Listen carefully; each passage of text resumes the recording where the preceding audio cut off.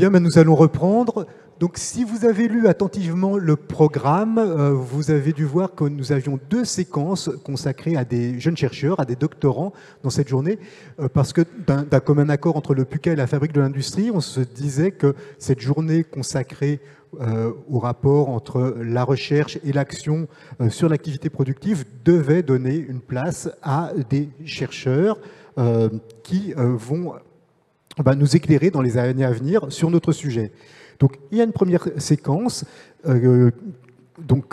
où chacun des chercheurs qui sont à ma gauche et que je vais présenter vont avoir 5 minutes pour présenter leur projet de thèse. Alors, moi-même, je suis François Ménard du PUCA.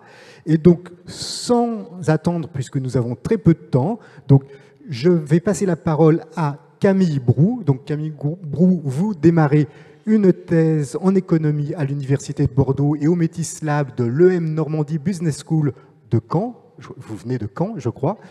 Donc cette thèse s'intitule TE, transition éco et énergétique et mutation des écosystèmes industriels vers de nouveaux modèles de développement économique. Alors j'ai juste 2 questions pour vous lancer. Parmi les modèles territoriaux de développement économique, on connaissait les clusters. Vous parlez d'écosystèmes industriels. Est-ce différent? En quoi constitue-t-il un nouveau modèle? Et puis, dans cet esprit, est-ce que vous avez des exemples d'actions qui s'inscrivent dans le cadre d'une démarche d'écologie industrielle et territoriale, puisque c'est votre cadre théorique général? Vous avez 5 minutes. Merci. Bonjour à toutes, bonjour à tous. Alors avant de commencer, juste une petite précision sur le contexte de la recherche. Ce n'est pas une thèse en chiffres. En fait, moi, je travaille dans une agence de développement économique depuis 3 ans. Et c'est cette agence de développement économique, Cosen Développement, qui est située sur le territoire de Cosen-Aglo, au bord de l'axe Seine, qui finance ma thèse.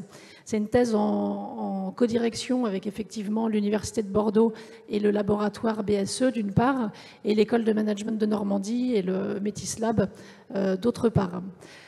Mon sujet de recherche, il émerge en fait d'une réflexion et d'interrogation de la collectivité Cosen-Aglo et de l'Agence de développement économique qui s'interroge en fait sur la résilience du territoire et sur la diversification du tissu économique.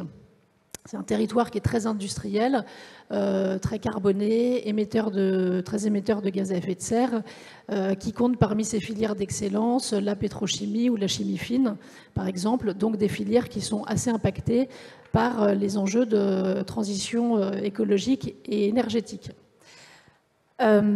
Alors, pour revenir aux questions, c'est vrai que la complexité, les liens entre l'industrie et les territoires et la complexité de ces liens a été déjà assez largement étudiée dans la littérature scientifique et on a vu émerger et évoluer un certain nombre de modèles territoriaux de développement économique. Il semble quand même aujourd'hui que ces questions, ces relations entre l'industrie et les territoires, elles se posent en des termes un peu renouvelés, car il y a un certain nombre de nouvelles contraintes qui sont apparues, des contraintes qui sont liées notamment à la transition écologique et énergétique, à la raréfaction des ressources, à la pression foncière, on en a déjà un peu parlé tout à l'heure. Et donc, ces nouvelles contraintes, elles se traduisent dans les politiques publiques. Je pense là par exemple à la loi neutralité carbone ou à la loi ZAN, et elles ont des impacts sur les relations entre les territoires et l'industrie, et aussi sur la façon dont on fait sur le développement économique des territoires. Alors, dans les années 90, c'est vrai que Porter, notamment, a largement contribué à populariser le modèle de cluster qu'il définit comme une concentration d'entreprises qui sont sur un territoire, sur une zone géographique, qui sont liées entre elles et qui ont des relations à la fois concurrentielles et coopératives. Ce modèle a été assez largement partagé, a évolué, on a vu d'autres modèles apparaître, et c'est vrai que depuis quelques années, on entend quand même beaucoup parler maintenant d'écosystème industriel. Alors ce modèle, il est très lié, il est corrélé à l'émergence de l'économie circulaire, et plus particulièrement d'un des piliers de l'économie circulaire, qui est l'écologie industrielle et territoriale. Alors là, j'ai évidemment pas le temps de revenir sur l'évolution de ces concepts et sur la dimension polysémique de ces termes, mais l'économie circulaire et l'écologie industrielle et territoriale, on a là un changement de paradigme, on a un passage d'une économie linéaire à une économie circulaire qui a pour objectif de limiter l'impact des activités économiques, ici industrielles, sur l'environnement et de limiter le gaspillage des ressources en favorisant le réemploi, le recyclage, la revalorisation d'un certain nombre de flux et de matières. Donc c'est vrai qu'on a le modèle de cluster qui a bien mis en valeur et en avant les relations entre entreprises sur un périmètre géographique, mais la notion d'écosystème industriel, elle apporte quelque chose en plus, c'est la contrainte de limiter l'activité économique sur l'environnement. On a en fait une entreprise, un groupe d'entreprises qui se nourrissent les unes des autres de la même façon que ce qui se passe dans un écosystème naturel. Il vous reste 1 minute. Il me reste 1 minute, très vite. Donc, les démarches d'écologie industrielle et territoriale, elles contribuent à créer un nouveau modèle parce qu'elles réinterrogent assez profondément la façon dont on fait du développement économique. Je schématise volontairement, mais pendant assez longtemps, le développement économique, c'était vendre, gérer du foncier. Aujourd'hui, c'est plus du tout ça. C'est intégrer des activités sur un territoire qui vont faire partie de cet écosystème, qui vont apporter, qui ont une valeur ajoutée pour l'écosystème, qui vont permettre à cet écosystème de se développer. Un exemple que vous allez étudier ? Un exemple de démarche d'écologie industrielle et territoriale mise en place sur le territoire de Cossenaglo, c'est un projet de récupération de chaleur fatale sur la zone industrielle pour créer un réseau vapeur industriel. Cet exemple de démarche, il est assez intéressant parce qu'il met en avant 2 choses. La première, c'est le rôle de la collectivité dans les démarches d'écologie industrielle. À savoir que même si maintenant le projet il est porté par un acteur privé, la naissance de cette démarche, elle naît de la collectivité. C'est la collectivité qui a réuni les acteurs autour de la table et qui a financé un certain nombre d'études préalables. Et la deuxième chose, c'est depuis qu'on a ce projet, alors j'aurais pu citer d'autres exemples, mais on a des porteurs de projets qui viennent sur le territoire parce qu'on a ces démarches d'écologie industrielle qui sont mises en place. Voilà. Et c'est tout ce que vous allez étudier. Merci.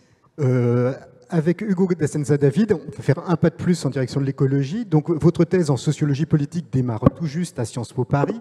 Elle a pour titre Matter Matters, que l'on pourrait traduire par La matière compte, et pour sous-titre Instrumentation de la comptabilité des flux de matière ou institutionnalisation de l'hétérotrophie urbaine, le fait de s'alimenter par l'extérieur, comme problème public, analyse comparée des métropoles de Paris, Amsterdam et Milan.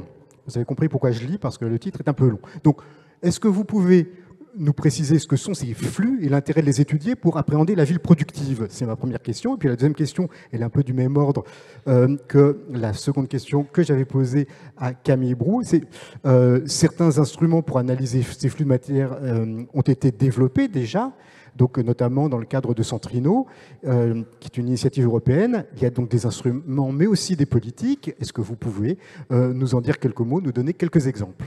Vous avez 5 minutes. Merci François. Bonjour à tous. Alors, je suis très heureux de pouvoir présenter le projet de thèse que je commence à peine à Sciences Po. Donc, c'est financé par l'ADEME, le PUCA et la Métropole du Grand Paris. Donc, je la réalise actuellement à Sciences Po, donc au Centre de recherche internationale sous la direction d'Éric Verdeil. Donc, mon intérêt pour cette recherche, finalement, part d'un constat, celui de la montée en puissance de la part matérielle de l'économie. Avec 2 agendas, avec d'un côté, donc on l'a évoqué tout à l'heure, et ce qui nous réunit tous aujourd'hui, la montée en puissance de la ville productive, et l'idée comme quoi les métropoles, et notamment les métropoles occidentales, ne sont pas simplement des réceptacles pour des biens manufacturés qui viendraient d'ailleurs, mais bien des endroits, des zones, des territoires dans lesquels on pourrait redévelopper des infrastructures manufacturières et des infrastructures pour traiter ces flux de matériaux. Dans un second temps, il y a aussi une montée en puissance d'un agenda autour de l'économie circulaire à plusieurs niveaux, donc aussi bien au niveau local qu'à un niveau européen. On se rend compte qu'aujourd'hui, l'économie circulaire est devenue une sorte de condition sine qua non pour la transition socio-écologique, en mettant en évidence la nécessité de rationaliser d'un point de vue biophysique les flux de matière et les chaînes de valeur. Donc on en vient à la première question de François. Il me semble qu'il y a un dénominateur commun, il y en a d'autres, dans ces deux agendas, qui est la comptabilité des flux de matériaux.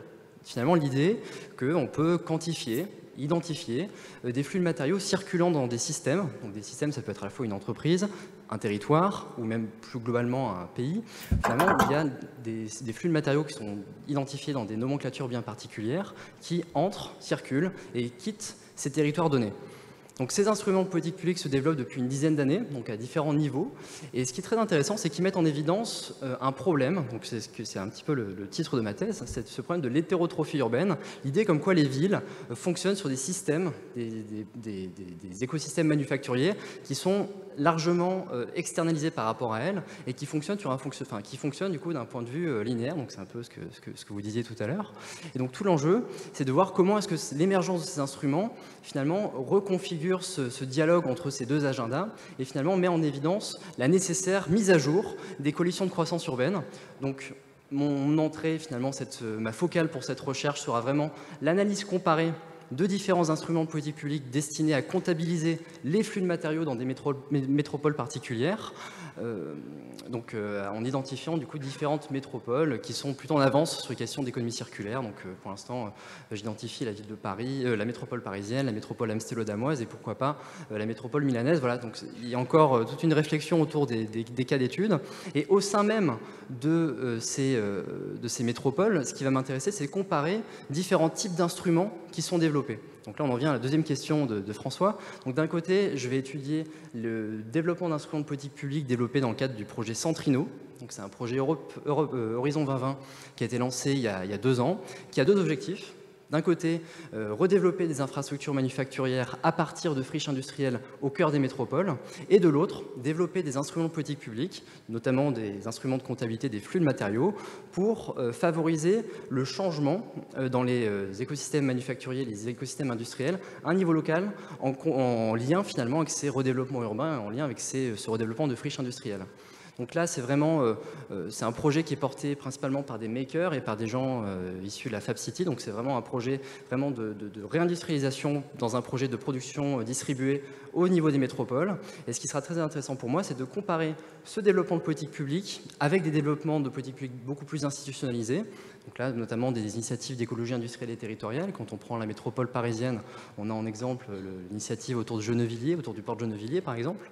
Et du coup, l'idée sera vraiment de comparer ces différentes trajectoires de politique publique, étudier vraiment la production politique de ces instruments de politique publique à partir de questions préliminaires. Donc je l'ai dit, j'en suis au début de la thèse, donc il s'agira vraiment de définir plus particulièrement la question de recherche et les enjeux plus précis. Mais quelques questions préliminaires, c'est quels sont les acteurs qui finalement portent ces instruments de politique publique, quelles sont les caractéristiques de ceux-ci, quelles sont leurs modalités, quelles sont aussi les limites de ceux-ci, quelles sont les résistances auxquelles ils peuvent faire face, et plus fondamentalement, comment est-ce que la mise en évidence du caractère matériel des économies urbaines, et finalement ce retour en puissance de ces considérations finalement biophysiques et cette nécessaire rationalisation des flux de matériaux, comment est-ce que celle-ci vient mettre en évidence une nécessaire mise à jour des coalitions de croissance urbaine et une mise à jour de la gouvernance urbaine dans son fonctionnement quotidien. Voilà, dans une perspective multiniveau évidemment. Donc, ce sera très intéressant de comparer ça dans différents pays européens. Voilà. Donc, parfait. Donc voilà, j'en profite pour remercier le PUCA et pour la Fabrique de l'Industrie pour m'avoir invité sur cette conférence. En tout cas, je serais très heureux de discuter avec vous et répondre à vos questions si vous en avez. Donc voilà, merci encore. Je ne sais pas s'il est prévu un temps de questions. En tout cas, merci à vous. Si on n'a pas le temps d'échanger, rendez-vous dans combien de temps 3 ans, 4 ans? Officiellement, il faut que je dise que dans 3 ans, le financement c'est 3 ans. Après, on verra. Donc, c'est l'objectif. Donc, dans 3 ans, avant ce qui nous concerne, pour justement voir l'avancement de vos terrains respectifs. Merci beaucoup.